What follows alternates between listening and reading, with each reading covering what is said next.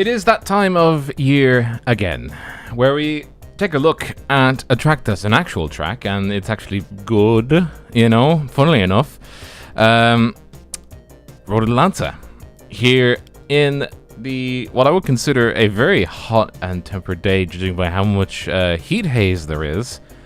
And the track temperature kind of agrees with me. 31 degrees there out on track, 12 noon in the afternoon. Track length of 4.06 kilometers at an altitude of just under 300 meters above sea level. Partially cloudy, well, kind of, but a little bit of wind, so obviously blowing it somewhat westerly, but not by much. What is more important for us, though, is, well, what's there out on track. We still have the 3 classes system. We still have plenty of things to go over in our situation, where we look at cars and they go around and go vroom. But in another retrospect, it's halfway through the season, and it is still pretty good. Ford GTs in GT2 class, GT1s comprising of the Aston Martin DBR9 and the C6R Corvette, and then obviously the HPD made up of the ARX-01C. And as they go through qualifying, it is going to be a bit of a palaver because, well, S's coming up, and Craig's been trying to get a printout of the S's, but he's just... You gave up. You gave up.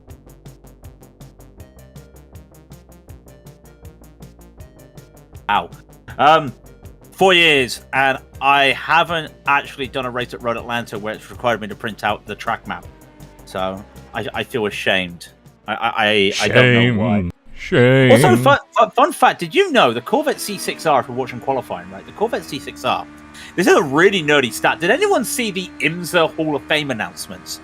Because Corvette's car was put in the IMSA Hall of Fame, the inaugural class of the IMSA Hall of Fame. It was the C5R, the original GT1, not this one. Just a little bit of nerd fact for you there. Jesus Christ, you're a nerd. I saw the announcement, and they're like, we're putting some cars in. I'm like, yeah, okay. The Corvette, I'm like, I know that's a C6R. The Corvette C5R. I'm like, oh no, okay, fine. Fair enough. This is really good. A straight field of 4,100 for the Fords, 4,475 for the GT1s, 3,387 for the HPDs, and it is Road Atlanta. And my word, 109 in those HPDs for pole. I mean, that brings me back to the old days, Rob, where you see some cars going really fast around here, unlike what we see nowadays with the GTPs. Oh dear, did I say that? Oh yeah, you definitely did say that. I did clock you saying that. But I mean, Road Atlanta is still pretty.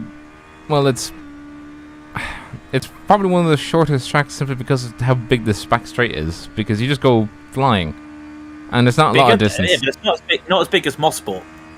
Man, we should have done that. We should have. And can we get all right? People listening, can we try and force vote in Mosport for next season? No one will drive it. No, I don't think anybody will. I think people would rather eat their own hats than drive that in these cars.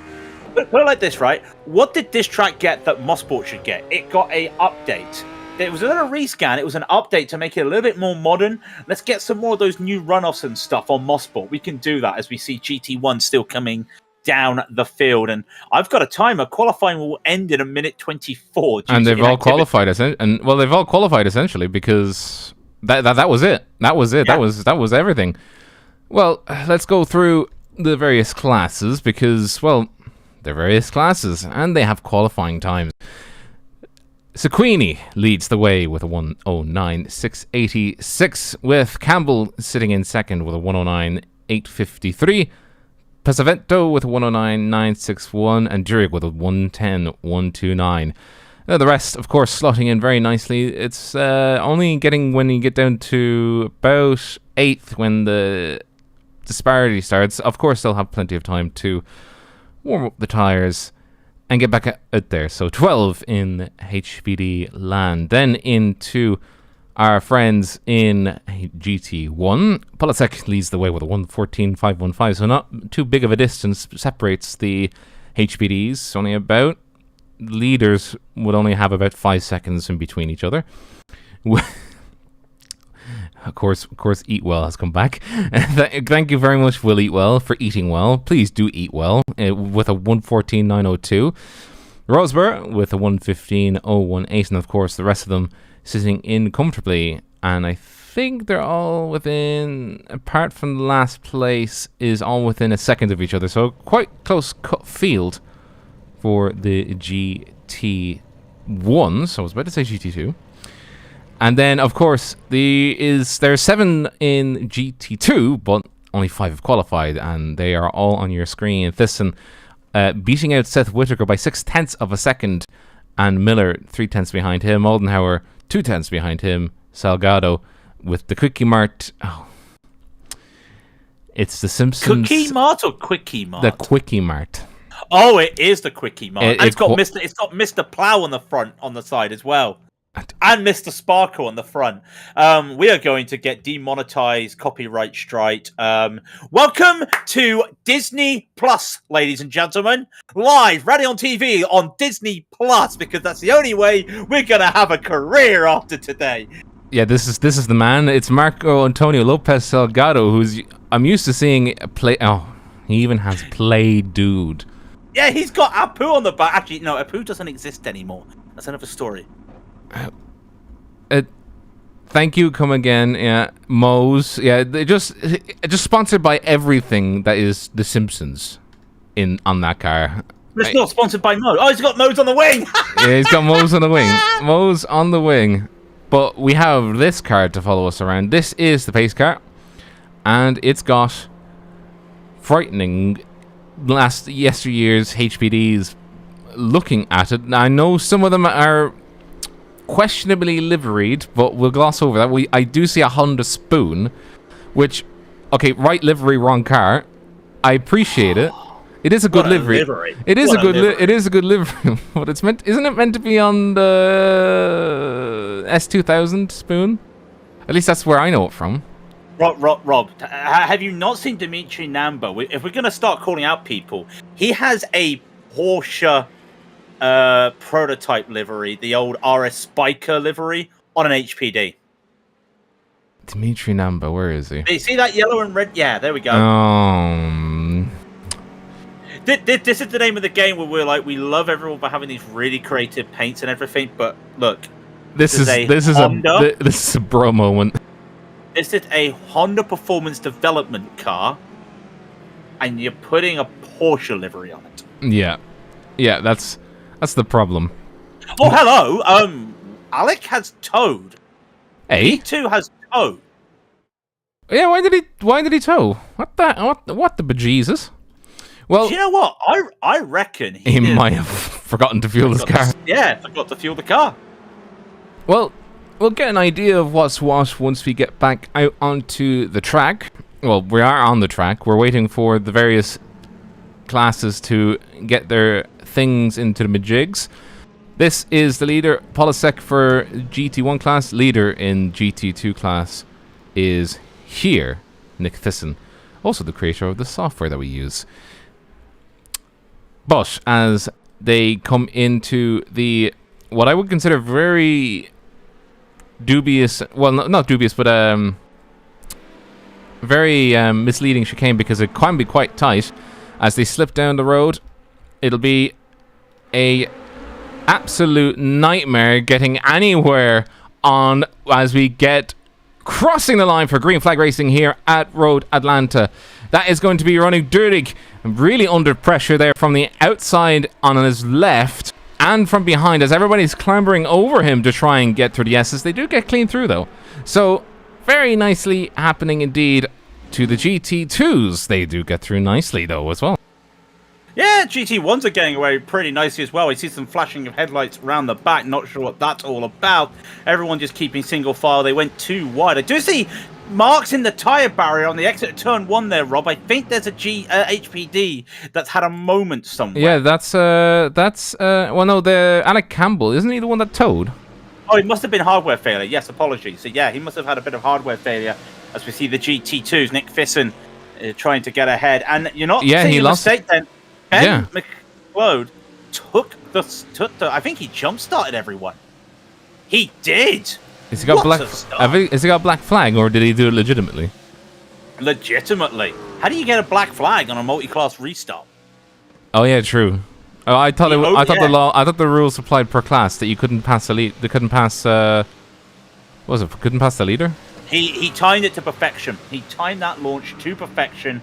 Unfortunately, now you've got the ability of Nick Fisson and Seth Whittaker beside you, and here they go side by side down the back straight as they will come to the chicane, which of course is turn 10A and turn B, easily and calm as you want. There goes Nick. Seth is going to look for the run in the iRacing car. Not going to get it this time, but look at the run he gets. He won't get it into turn 1. I don't think we're going to see any overtakes in turn 1. No, you wouldn't. Unless you're very brave. If you're a brave person, then you would most definitely want to. But I think they're going to hold off for now, as Christoph is coming into the pits for whatever reason. I don't see his. Sorry, Dan Webber's had a moment as well. Dan Webber's had a off coming on out of turn 7. Sorry, that was P6 in class as we're watching. This is Daniel Vale coming through. Is it Vale or Valet? I don't know. Is it Valet? Probably. I probably murdered it again. Raidillon TV and murdering names. What is new there? Valet trying to get Ronnie Dure. Christoph's also pulled off. I reckon he must have had an issue there or something. Not sure. Probably hear about it later on. It's so good to see these cars going around, Rob, because last time I saw these cars, we did an LMS race around here with it. Can we say that still? We did a ESS around here with the HPDs. The series formerly known as iRacing Le Mans Series. Yeah, we can say that. Okay. Because it was still valid for us to use that name at the time, and that was what the series was called. We just can't call it that anymore, because the name has changed. It's now the European Sprint Series. Or wait, actually, it's probably got the name. It's probably changed again since we last did it. But this is on board with Valet. Probably looking to make a move on Ronnie Durig. Probably next time by, as we have Michael Kinsep in the wall. Oh, dearie me. What happened here? Oh, that's an aggressive one. I reckon if he's just lost it, yeah. Look at that. He's hit the curb going into turn 5. Too much speed. He's going to hit that curb there. We know how crazy that curb can be. So, yeah, all on his own, unfortunately. Yeah, meanwhile, back of the HPD field, and Andy De Ruyter just making a nice move at turn 1 over Brevik there to get up, and that was just set up. Now, these cars I would expect to see an overtaking turn 1, Rob. In the light of the GT1s, GT2s, that's not offense at those drivers, you're not going to have the downforce to try and make that move. So these guys making as clean as you want, but they're already 9 seconds behind the pace at the front of the field. Well, it may be that you're at the back of the field. This is a place to gain, though. It's a case of familiarity. What? Whoa. That is Oscar Pesavento, unfortunately, making inroads with the grass. Unfortunately, these are not rally cars, so I don't think you'll be getting much in the way of speed if you go onto the grass. It'd be the same thing with how the current metrics within the GT1 crew has played it. There's a bit of a gap, but then there's huge amounts of fighting. This is the Turk, Michael de Turk, fighting tooth and nail against Connor Pearson in a very stylish Gulf and with the flashing lights livery.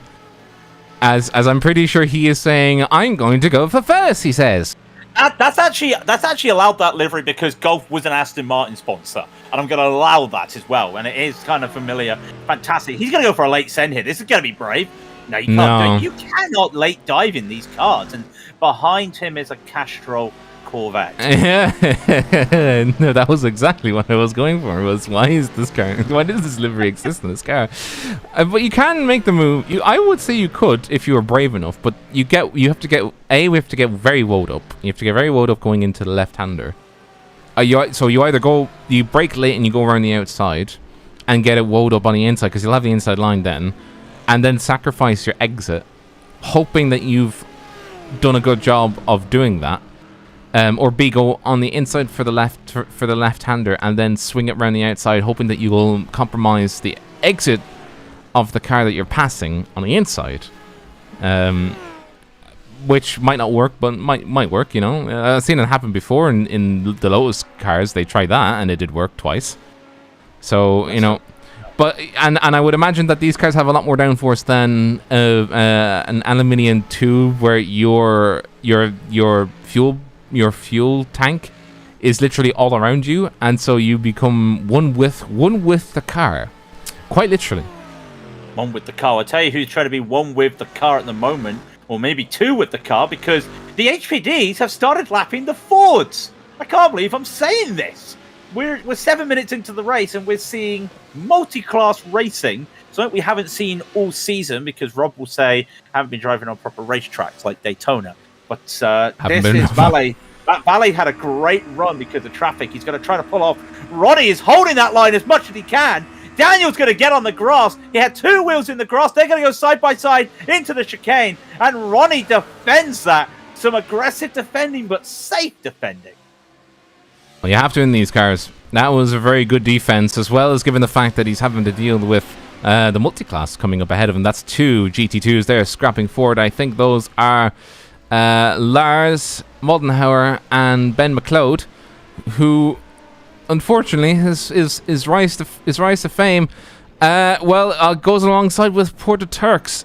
A little bit of a tap on the rear and bang. Now, oof. A secondary tap as well, unfortunately. I don't think poor Pearson has actually gone and let them both by. So he's given McLeod just hit the wall hard. Sorry, very hard with HPDs around. Look, just watch this. If you're an HPD driver, you know how you always see these moments. Yeah, welcome to another one. This is a turn 5 moment. Oh, there you go. Yeah, I don't think he was a passenger at that point. Now he did definitely hold his brakes, but that's an awful place to put it, and also an awful place to lose your rear ring. And he has retired the car. Yeah. Well, no, he's towed it in the first place, but I think it'll turn into a retirement sooner or later. Durig, unfortunately, losing the position, and I'm pretty sure something very unsatisfactory has happened, because he's flashing the bejesus out of his lights. This is on the back straight. I think he's already lost the position. Yeah, he's already lost the position at this point. So what's the flashing lights for? No idea. He lost that fair and square. It might be just a distraction technique. Like, yeah, they start here. And he just continually flashes his lights. I'm going for second, he says. I don't know how many times you can use that Murray Walker clip, but yes, he's holding one per position. One per position. It is a free car battle in these HPDs. Durig, Valek, and Yayamaran. I apologize, my pronunciations are horrible. No, not Yayamaran. It's Valek. Sorry, who's there? Yeah, Valek. Well, and Valek. Prashant is he's the spoon. He's the spoon livery guy, but he is catching up because they are battling quite fiercely, especially with Valik really putting pressure where it's needed. I'm loving what Valet's doing. He gives up the position, right? He almost gave up the position to try and get the run into the start of the next lap. Did not work for him. That little tap allows Valek to overtake in turn 3. That's a nice overtake. But look at this. Remember we said it was going to be a free car battle. Maybe Prashant will come forward. The free car battle because Durig has pulled away. Yeah. Durig, all he needs to do is let them scrap, put in good laps, and off he goes. The same thing can be said for Brandon and Will Eatwell. Will Eatwell is definitely eating well, but he's 3 seconds behind the next car ahead of him, which is going to be Polisek, who is running away with things. That's the flashing lights. He's trying to lap a fellow GT1. That's Yarovia, who had issues and had to take to the pits, and has got quite considerable right front damage. And I'm pretty sure is very much going to have to get out of the way, because Brandon is going to have he has a smooth brain livery. This is not you've seen it. You've seen it. Yes, I have now seen it. He's got a logo on it, so I'll take that. You know. You'll allow it because it's got the Raidillon TV logo. Yes, fair yes. enough. Raidillon TV, the broadcaster for the Proto-GT series, and this is a little free car battle. If I don't It's not. mind. It's a two-car battle. The one in the middle is lapped. It's the Yaravia mentioning Using before. a slipstream. No, He's pulling off. Yeah. Well, I mean, when you have a car that's front right is crunched like that, you'd pull off as well because it's not looking too good. I'd pull off the road. I'd pull off the road full stop. So, because the problem is your steering wheel is probably canted to the left to try and counteract it. Because you've probably broken your steering rack as well. Well, we're coming up now. The lead HPD drivers are starting to lap the field during lap the GT1. They haven't lapped the field yet. Calm down. Valet, and Prashant. I'm just saying Prashant. I apologize. My pronunciations are dreadful. Oh, that's an all right move there. There's no about that. Valet with the prototype moving. Yeah, but it's a normal move into turn 12. Yeah, it is, but I mean, still doesn't mean that I'm not going to be like, ooh, it's a bit tight, isn't it? I mean, what I love is after doing so much Road Atlanta in modern day prototypes, the way they drive it in these HPDs is identical. You know, it's just identical. And you see, Valet was just too late to make that. He's no. Daniel, I've just praised the prototypes. There's not a move there into turn 5. I know you were losing time to Prashant there, and he doesn't make it. Meanwhile, Valek is trying to really catch up to the back of Turing. You lose time behind traffic here, and on such a short lap time, Rob, it's big if you get held up by traffic here. You have to roll with the punches, unfortunately, simply because you have no other choice but to do it. And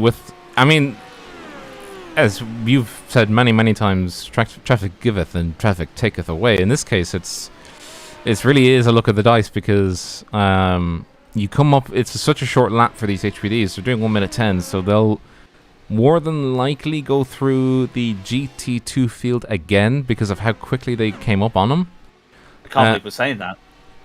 Well, it's the nature of the game because the GT2s are at least 8 seconds a lap slower than the HPDs.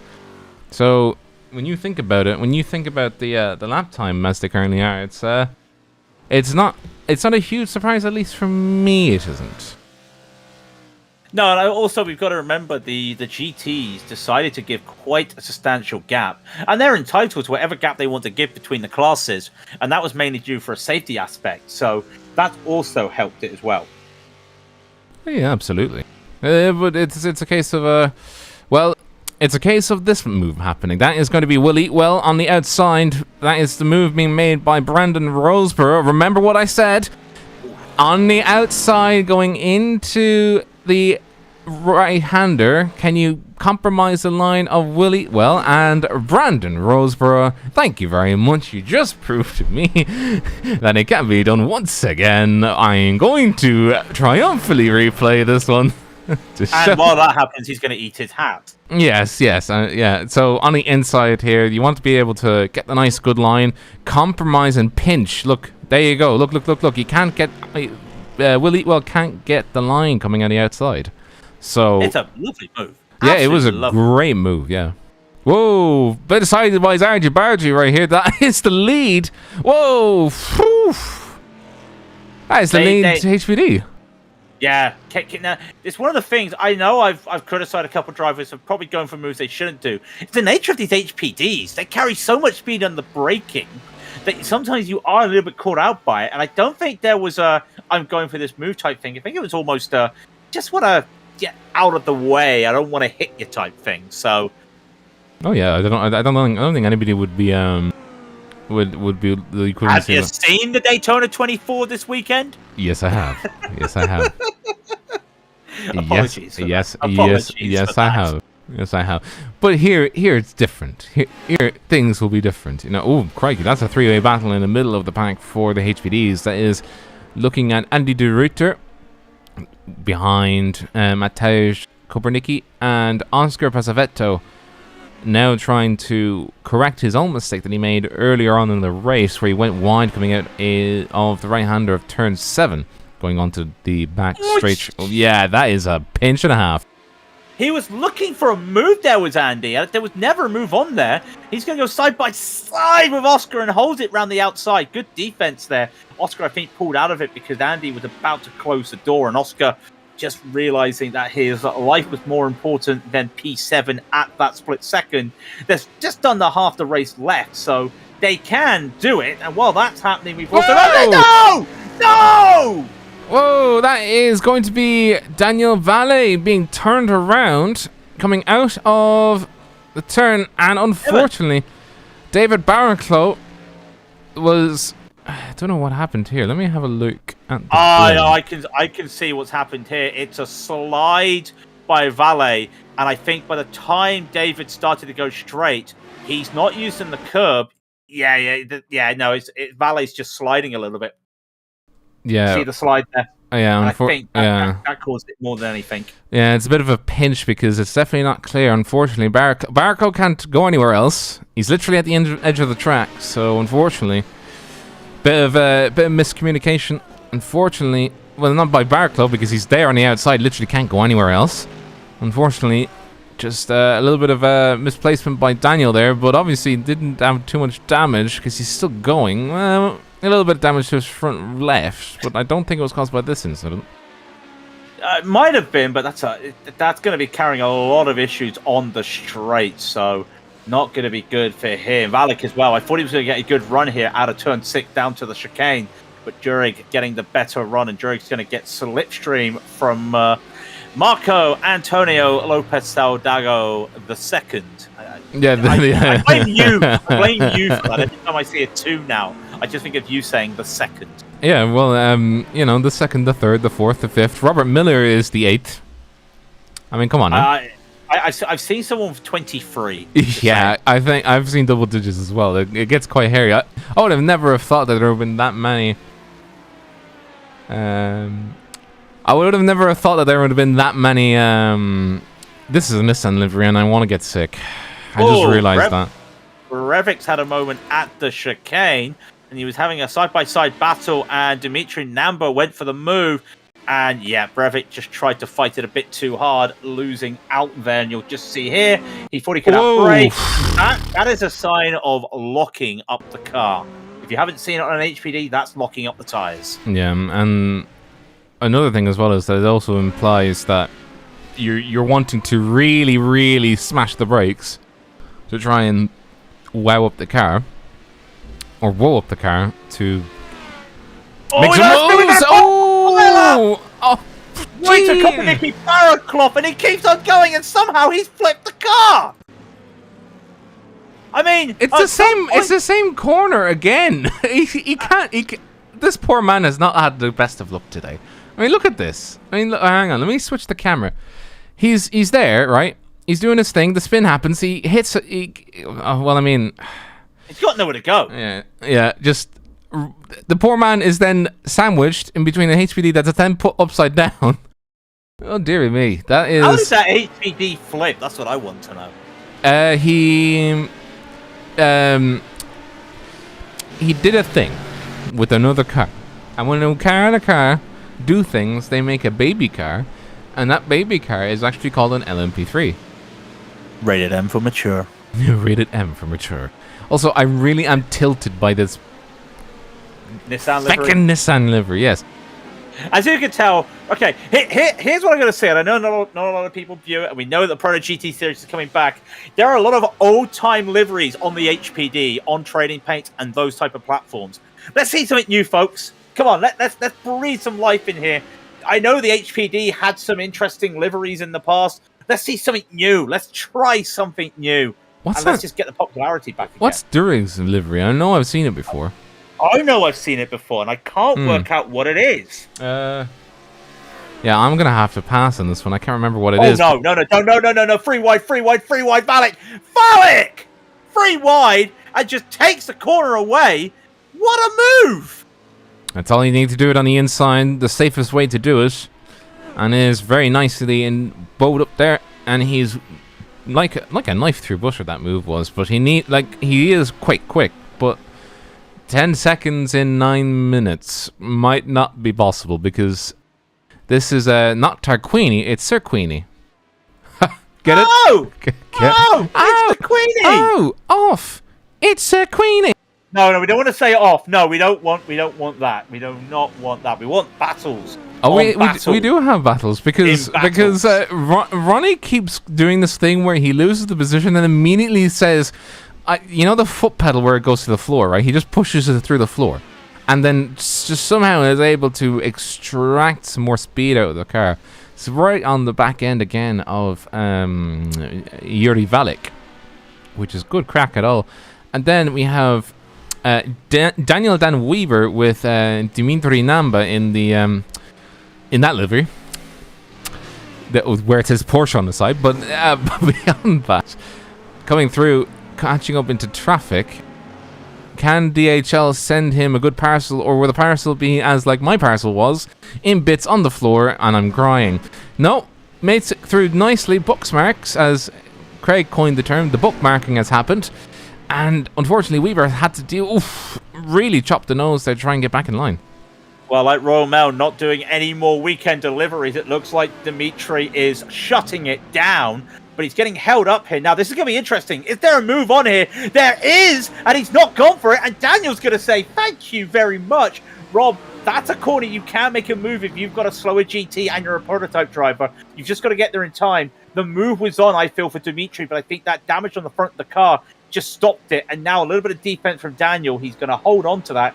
He will take that P7 with 7 minutes and 23 seconds left to go. Yeah. And it's what's the word? A bit of a how can we put this? Bit of a topsy-turvy, because as soon as they get to a place where they can make the pass, as Dimitri does make the pass on the inside with just so much speed, he's able to clear. Look at the damage! Look at the damage on Daniel's car. They both got front damage, but look at the picture. Who's got the worst front damage? He's trying again. Look at him. Yeah, I can see the damage. I think, the inside, it is a proper squeeze, as Daniel is getting super, super close. He really is applying that pressure. He needs to make the move here because he's going to lose it on the straight. So surely then, if he's going to lose it on the straight, why not just slipstream and just try and match it and then try and make a move at the chicane? That's the only way they can do it. He's on lap 20 of what's going to be a possible 26 laps. So he's got about 7 laps left to try and make it 6 minutes left and 7 laps to go. Wow, that's welcome to Road Atlanta, folks. He's got a chance, but making it here would be suicidal. For his own...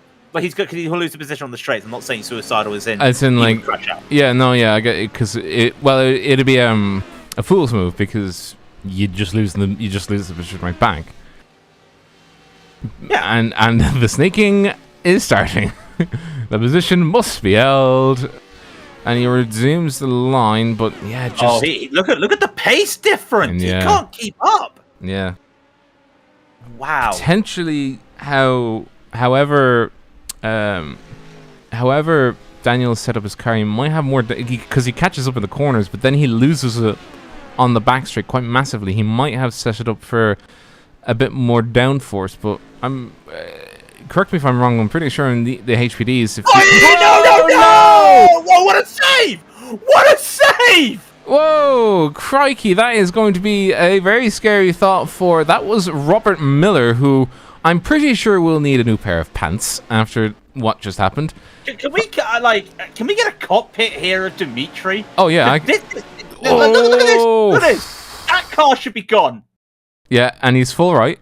He locks the rear right or the right front, and yeah, he holds it. But I'm pretty sure Robert will probably need a new pair of pants after that one, because that was oof. Now let's see on Namba's car.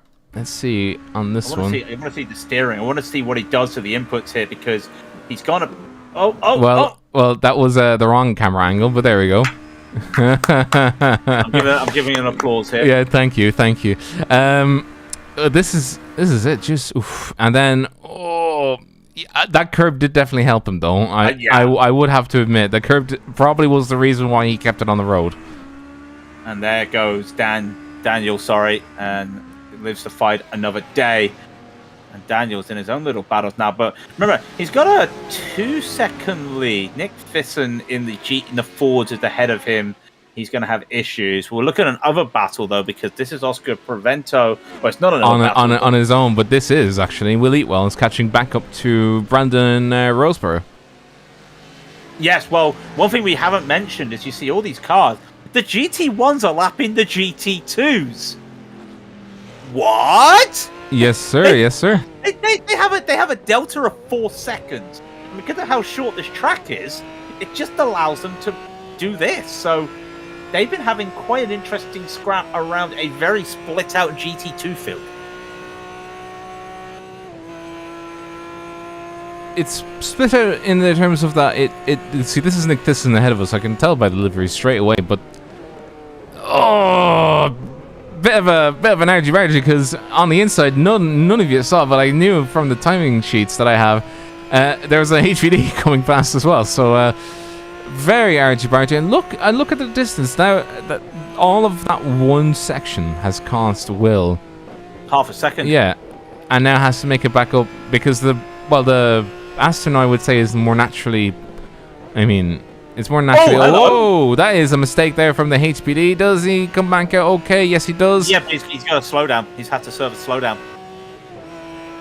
Even though he went on the escape road, he still gets counted as a course cut. Yeah, well, it does, yeah. Oh, I mean, especially given the fact that he went on the escape chute. Because it's like, oh yeah, I'm just going to use that. 2 minutes, 30 minutes. 2 minutes, 30 minutes? Oh, Jesus Christ. 2 minutes, 30 seconds. 25 seconds now. 2 minutes, 30 minutes. Yeah, okay. 2 30-minute, so 2 30-minute races, folks. There'll be another 30-minute race after they have a coffee break. No, I don't know. No, we're not doing that. Yeah, Will Eatwell, though, has caught up to the back of Brandon after that issue. Can he do anything with it? And by the way, I did see that wing. That wing isn't dented in the middle. That was how the Aston Martin had their wing. What a weird design, but welcome to the 2000s. Yeah, that was the wing back then. Yeah, of course it was. That was what you needed in life. Was just that. But I'll tell you what you also need in life is Prashant Yaraman has actually caught up to Ronnie Durig, who's come under severe amounts of problems. He's had severe slowdowns because he's had to pass in the worst possible spots. He's had to pass several GT2s and just couldn't wind it up, and then just gets caught constantly throughout. And now, with 2 laps essentially to go for him, this man is on the hunt. Yeah, can he do it though? Because I'm just looking at the track map, and there's not a lot of traffic. It will have to be done on pure pace, and the question is, does he have the pace? He gained 1.5 seconds last lap. Just needs another bit of luck here, and the problem is he's going to get the luck because Ronnie's going to be held up by Lars Moldenhaver. Are they both going to get past here? Ronnie does. Prasant forces his way through. He realizes how desperate this has to be, and I think Lars is going to be a little bit miffed at that, as you would be in a GT. But unfortunately, Prashant has to do that. Well, he's got the chance. If you can just get a good lap in, he can definitely hit it out of the park. But this man, Sequini, drove an excellent race so far, and he's just going to come across the line and take the white flag this time by, as Barney is indeed waving the white flag. We're going to be looking at 2 battles in particular. This one for GT2 class is tightening up considerably. Will Eatwell has gotten the second wind, and it's chasing down Brandon Roseborough. And with Prashant has 1 more lap to wind things up. Otherwise, he is in a deep amount of trouble. Now, there is a potential, given the fact that several of the cars... So, Ryan Walker, where is he in relation to Sequini? So, okay. So, Will Eatwell essentially has 2 more laps to do something. Or well, this one that he's currently on, and the next one. So, essentially, he's got 1 full lap to do something. That's the crux of the matter right now. It's just how it is.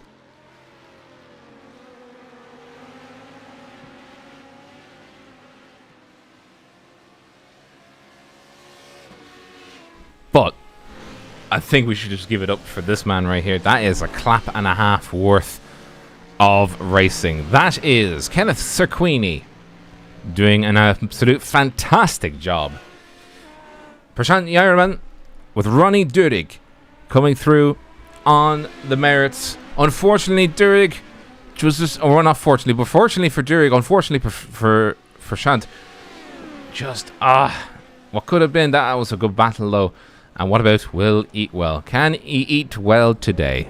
I mean, the bet is that he'll make a, I just noticed the number on the back says get good. Also, goodness gracious.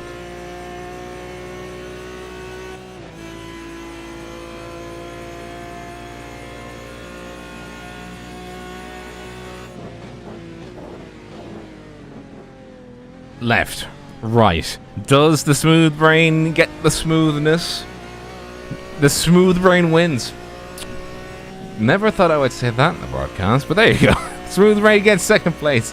Michael Polasek obviously getting a good third place, or Willie Well getting a good third place. Roseborough going through into second. Then we have this man, the man who makes ATFO possible alongside Simon and the others as part of ATFO. And if you wish to make your own stuff, ATFO is the program to use. You know, a little bit of a plug for the boy. But he comes across, and that is all of them across the line now. 30 minutes gone. What a quick turnaround. Absolutely fantastic. But it has to be fantastic with everybody. And that's where the race results come in. So for the GT 2s and 1s, we'll get to them in a second.